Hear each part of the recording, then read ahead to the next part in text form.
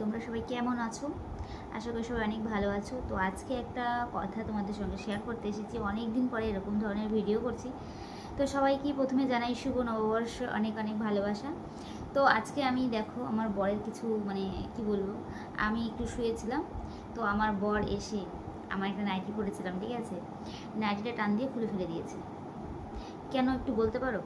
সেটাই আমি তোমাদের সঙ্গে এখন একটা তোমাদের কাছে জিজ্ঞাসা করবো, এরকম যদি মানুষ অশান্তি এরকম যন্ত্রণা দেয়, মানুষ সহ্য করতে পারে বলো? আমি যদি ভালো শুয়েছিলাম, আমি এখনও শুয়ে আছি যদিও। তো ব্যাপারটা হচ্ছে, আমি একটু ঘুমাচ্ছিলাম। তো বাড়িতে মানুষ নর্মালি যেরকম ড্রেস পরে, এই গরমের মধ্যে সবাই চায় একটু হালকা পাতলা কিছু পরতে। বেচারা ড্রেসটা পছন্দ হয়নি বলে আমার ড্রেসটা এমনভাবে টান দিয়ে, খোলা তো ভালো কথা, ছিঁড়ে দিয়েছে, যেটা আমি আর পরতে পারবো না, ঠিক আছে। আমার মাথাটা এত গরম হয়ে গেছে।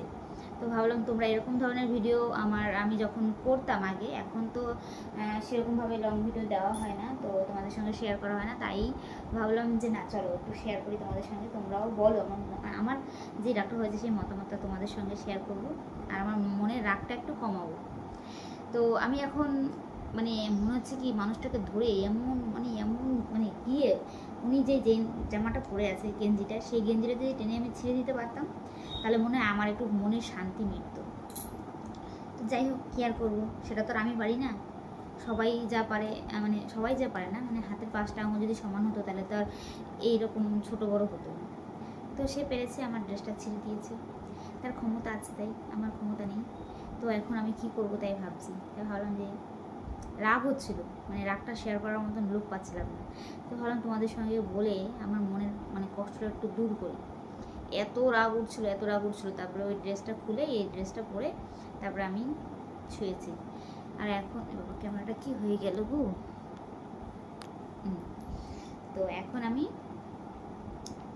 ভালোই হয়েছে, একবার ড্রেসটা চেঞ্জ করা হয়ে গেছে, এক কাজে দু কাজ হয়ে গেছে যদিও। তো কি আর করব।